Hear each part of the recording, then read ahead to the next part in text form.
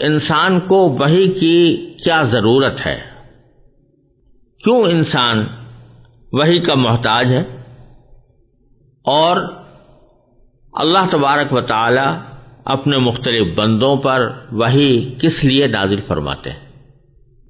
جو شخص بھی اللہ تبارک و تعالی پر ایمان رکھتا ہو اسے اتنا تو پتا ہوتا ہے کہ اللہ تعالی نے انسان ہی کو اس دنیا میں بھیجا ہے، اسی نے اس دنیا میں انسان کو پیدا کیا، اور صدیوں بلکہ ہزارہ سال سے یہ سلسلہ آنکھوں کے سامنے نظر آتا رہتا ہے کہ ایک انسان ماں کے پیٹ سے پیدا ہوتا ہے، بچہ ہوتا ہے، بچپن گزارتا ہے، جوان ہوتا ہے، ادھیڑ عمر تک پہنچتا ہے، بوڑھا ہو جاتا ہے، اور پھر بالآخر دنیا سے رخصت ہو جاتا ہے۔ بعض لوگ وہ بھی ہیں جو بڑھاپے سے پہلے ہی دنیا کو خیر باد کہہ دیتے ہیں۔ یہ بات ہر انسان جانتا ہے کہ کوئی بھی انسان اس دنیا میں ہمیشہ رہنے کے لیے نہیں آیا، وہ ایک خاص وقت تک کے لیے دنیا میں آتا ہے اور اس کے بعد دنیا سے چلا جاتا ہے۔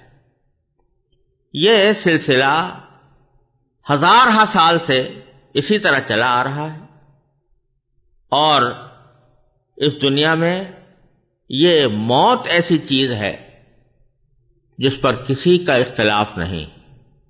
لوگوں نے خدا کے وجود تک سے انکار کر دیا، لیکن موت کے وجود سے کہ ہر انسان کو کسی نہ کسی وقت موت آنی ہے، اس سے کسی نے انکار نہیں کیا۔ تو سوال یہ پیدا ہوتا ہے کہ اگر دنیا سے جانا ہی ہے، ہر انسان کو دنیا سے جانا ہی ہے، تو پھر دنیا میں آیا کیوں ہے؟ اگر اللہ تبارک و تعالی نے اس دنیا میں بھیجا ہے تو اس کو کیوں بھیجا ہے؟ اس کا مقصد کیا ہے؟ یہ بات بالکل واضح ہے کہ دنیا میں انسان کو زندگی گزارنے کے لیے علم کی ضرورت ہوتی ہے۔ جب تک کسی چیز کا علم نہ ہو دنیا میں وہ اس سے فائدہ نہیں اٹھا سکتا۔ اگر کسی کو یہ نہ معلوم ہو کہ بھوک مٹانے کا کیا طریقہ ہے تو وہ کھانا کیسے کھائے گا، اور اس کو یہ معلوم نہ ہو کہ کون سی چیز کھانے کے لائق ہے تو وہ اپنی بھوک کیسے مٹائے گا۔ اگر اس کو یہ پتہ نہ ہو کہ تن ڈھانکنے کے لیے، بدن ڈھانکنے کے لیے کپڑے کی ضرورت ہے، اور یہ معلوم نہ ہو کہ کپڑا کس طرح پہنا جاتا ہے، تو وہ اس دنیا میں تن ڈھانک کر کیسے رہ سکے گا۔ غرض دنیا کے ہر کام کے لیے انسان کو علم کی ضرورت ہے۔ چنانچہ جب اللہ تبارک و تعالی نے انسان کو دنیا میں بھیجا تو اس کو علم عطا کرنے کے کچھ ذرائع بھی عطا فرمائے، اور یہ ذرائع 3 قسم کے ہیں۔ سب سے پہلا ذریعہ جس سے انسان کو علم حاصل کرتا ہے وہ اس کے حواس ہیں، یعنی آنکھ، کان، ناک اور ہاتھ پاؤں، منہ۔ بہت سی چیزیں انسان آنکھ سے دیکھ کر پتہ لگاتا ہے، بہت سی چیزیں انسان کان سے سن کر پتہ لگاتا ہے، بہت سی چیزیں ہاتھ پاؤں سے چھو کر پتہ لگاتا ہے، بہت سی چیزیں ایسی ہیں جو ناک سے سونگھ کر پتہ لگاتا ہے۔ یہ حواس خمسہ کہلاتے ہیں، جن سے ہمیں بہت سی باتوں کا علم حاصل ہوتا ہے۔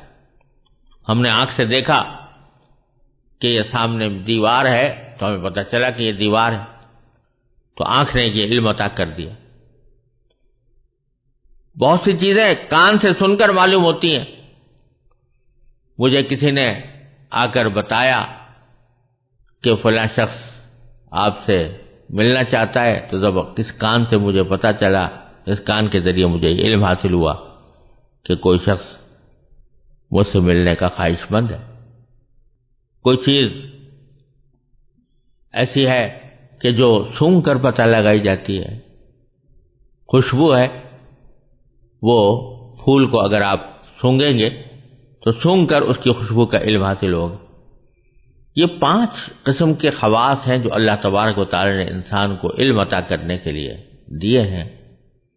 لیکن ان تینوں ذرائع میں ترتیب یہ ہے کہ ہر ایک ذریعے کا ایک خاص فنکشن ہے، اس کا ایک خاص دائرہ کار ہے، ایک خاص حد ہے جس کے آگے وہ کام نہیں دیتا.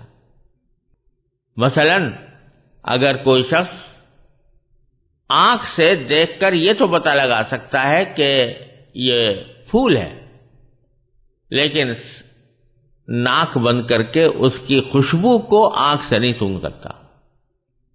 یا فرض کرو کہ وہ آنکھیں بند کر کے اس کا رنگ معلوم کرنا چاہے تو یہ نہیں کر سکتا. آنکھ اپنا کام کرے گی، کان اپنا کام کرے گا، اور ناک اپنا کام کرے گی، ہاتھ اور پاؤں اپنا کام کریں گے. پھر ایک مرحلہ ایسا آتا ہے کہ جہاں ہمیں یہ خواص خمسہ یعنی 5 حواس یہ علم عطا کرنے سے قاصر رہ جاتے ہیں. تو اس موقع پر ہمیں اللہ تبارک و تعالی نے ایک دوسرا ذریعہ علم عطا فرمایا ہے جس کا نام عقل ہے. جہاں کوئی چیز ہم آنکھ سے دیکھ کر، کان سے سن کر، ناک سے سونگھ کر، ہاتھ سے چھو کر پتہ نہیں لگا سکتے، تو وہاں اللہ تبارک و تعالی نے ہمیں عقل عطا فرمائی ہے. اس عقل سے بہت سی چیزیں ہمیں معلوم ہوتی ہیں. وہ چیزیں معلوم ہوتی ہیں جو ہمیں آنکھ سے دیکھ کر پتہ نہیں لگائی جا سکتی تھی. لیکن جس طرح آنکھ، کان اور ناک اور ہاتھ پاؤں کی کارروائی یہ غیر معمولی حد تک نہیں ہے، بلکہ اس کی ایک حد ہے، اس کے بعد وہ کام نہیں دیتے. اسی طرح عقل کی بھی ایک حد ہے، اور اس کے بعد وہ عقل حواس خمسہ کے بعد اس عقل کی کارروائی شروع ہوتی ہے، اور اسی طرح عقل بھی ایک حد پر جا کر رک جاتی ہے، وہ بھی غیر محدود نہیں ہے. اور بہت سی باتیں ایسی ہیں جن کا علم نہ ہم اپنے آنکھ، کان، ناک سے حاصل کر سکتے ہیں اور نہ عقل کے ذریعے. اس کی ایک مثال یہ سمجھیے کہ سامنے میرے اگر ایک دیوار ہے تو آنکھ سے دیکھ کر آپ کو یہ علم ہو جاتا ہے کہ اس کا رنگ سفید ہے. لیکن اگر آپ اپنی آنکھوں کو بند کر کے صرف عقل کی مدد سے اس دیوار کا رنگ معلوم کرنا چاہیں تو یہ ناممکن. اسی طرح جن چیزوں کا علم عقل کے ذریعے حاصل ہوتا ہے وہ صرف حواس سے معلوم نہیں ہو سکتی. مثلا آپ صرف آنکھوں سے دیکھ کر یا ہاتھوں سے چھو کر یا اس کو ناک سے سونگھ کر یہ پتہ نہیں لگا سکتے کہ اس دیوار کو کسی انسان نے بنایا ہے، بلکہ اس نتیجے تک پہنچنے کے لیے عقل کی ضرورت ہے. لیکن اس کے بعد مزید سوالات پیدا ہوتے ہیں کہ یہ دیوار کس طرح اس کو استعمال کیا جائے، کون سے اس کے استعمال سے اللہ تعالیٰ راضی ہوگا، کس طرح کے استعمال سے ناراض ہوگا. یہ بات نہ حواس کے ذریعے ممکن ہے نہ عقل کے ذریعے. اس قسم کے سوالات کا جواب انسان کو فراہم کرنے کے لیے اللہ تبارک و تعالی نے ایک تیسرا ذریعہ علم انسان کو عطا فرمایا ہے جس کا نام ہے وحی.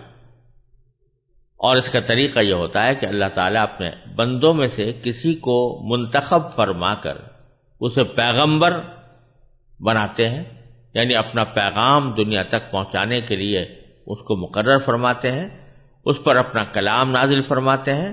اسی کلام کو وحی کہا جاتا ہے.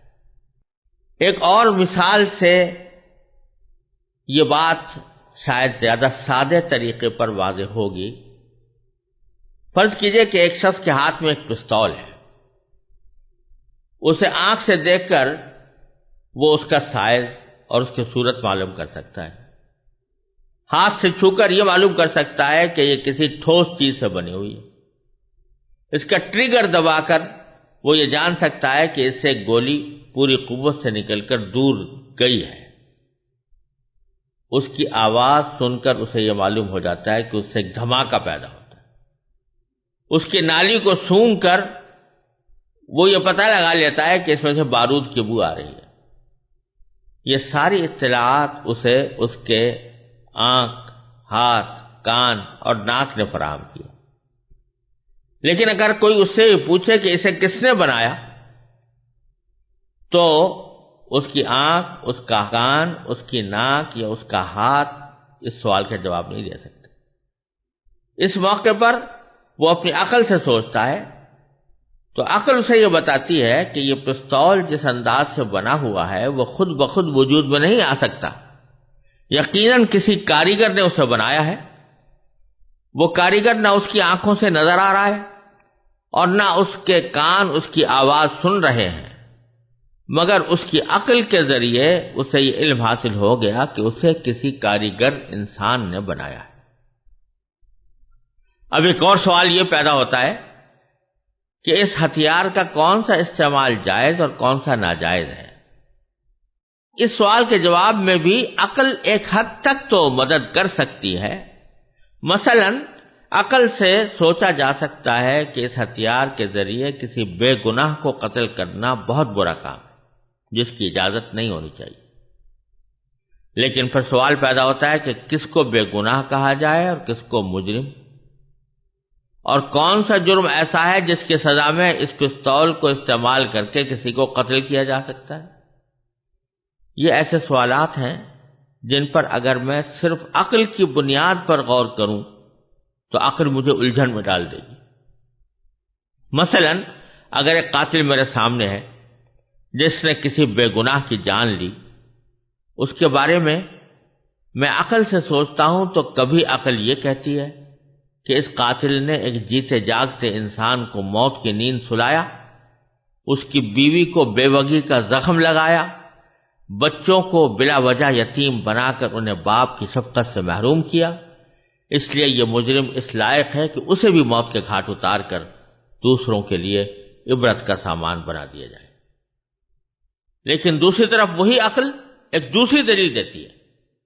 وہ کہتی ہے کہ جس مقتول کو مرنا تھا وہ تو مر گیا، قاتل کو قتل کرنے سے نہ وہ واپس آ سکتا ہے، نہ اس کی بیوی بچوں کو ان کا محبوب واپس مل سکتا ہے۔ اس کے بجائے اگر اس قاتل کو بھی قتل کیا جائے گا تو اس کے وہ بیوی بچے مصائب کا شکار ہوں گے جن کا بیچاروں کا کوئی جرم نہیں۔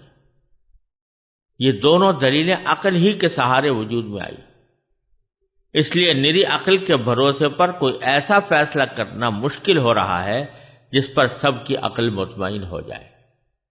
یہی وجہ ہے کہ آج کل دنیا میں ایک بہت بڑا مسئلہ یہ مختلف فیہ چلا آتا ہے، یعنی اختلافی چلا آتا ہے کہ آیا کسی قاتل کو موت کی سزا دینی چاہیے یا نہیں دینی چاہیے۔ یہ وہ موقع ہے جہاں نہ میرے حواس کوئی فیصلہ کن جواب دینے کے قابل ہیں، نہ میری عقل۔ اس موقع پر اللہ تعالیٰ کی ہدایت ہی درکار ہوتی ہے، جس نے انسان کو پیدا کیا۔ وہ یہ ہدایت اپنے پیغمبروں پر وحی نازل کر کے انسانیت کو فراہم کرتا ہے۔ اس سے یہ بات معلوم ہوتی ہے کہ وحی انسان کے لیے وہ اعلیٰ ترین ذریعہ علم ہے جو اسے اس کی زندگی سے متعلق ان سوالات کا جواب مہیا کرتا ہے جو عقل اور حواس کے ذریعے حل نہیں ہو سکتے۔